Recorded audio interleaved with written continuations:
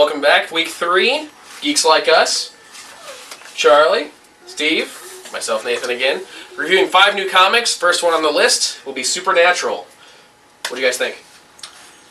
I didn't much care for the cover artwork. The interior artwork was very plain. It was simple, but at least the guy was consistent. He knew how to draw the human form. You didn't see any Gumby stuff where the hand looks like it's at some odd, unnatural angle. I mean, the artwork was good enough and consistent enough that I can let it slide. Simple, but good. I could let it slide if it was a little bit more inspiring. It was rather boring. I mean, part of having a comic is that you have word and picture put together to create a great story. Unfortunately, in this case, the art was just rather boring. Like you said, there was nothing out of line about it. They understood physiology or the human anatomy and all those great things and how to move in and keep it in place. It didn't look odd, but it was still pretty. Yeah, very mediocre, very just normal, average comic book art. In the story itself too, wasn't anything that really jumped off the page. I mean, I kind of get the sense from reading the story that, I don't know, it just really was no focus. It seemed like, it was kind of meandering a bit.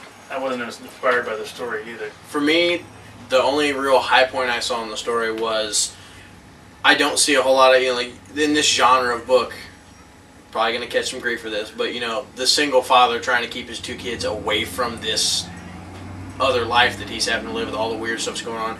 I've been told there's a show about it. I've seen previews. I haven't seen anything of the show, so I have nothing to go off of. The only thing in the entirety of the book that just bugged me was I thought it was a little overly convenient in this bar in the middle of nowhere, Stepford Wivesville, whatever, that there's just happens to be a katana hanging on the wall. And it doesn't even fit the motif of the book. No. If it's a shotgun, a saber, or something. Here's how I envision the writer. Oh man, this dude's got to kill these people. What's he got? Well, hey, yeah, I'll just put a katana on the wall. What do you guys think? Yeah, grab another Smirnoff for me, would you? There it goes. On the wall. Yeah, Shotgun, a shotgun on the wall, understandable. A fire axe. Or just a shotgun behind, some sort of firearm behind the bar. Exactly, but a katana mounted on the wall. Or even if they had to go with a sword, you can see okay, maybe a Civil War style saber or a Marine something. Or maybe a suit of armor just stuck in a corner, holding an axe, holding a sword, anything that you might see in a bar, because bars have some eclectic stuff every once in a while, but not the perfectly not a single katana, framed katana on the wall. So overall, I'd say, in my opinion, artwork was decent, story was okay. I don't really feel like continuing reading it, so I'm not gonna. This is a one-time deal. It's not the worst comic we've reviewed, but it's definitely not real high. No, it can't be the worst comic we've ever reviewed. I mean, this is my second trip.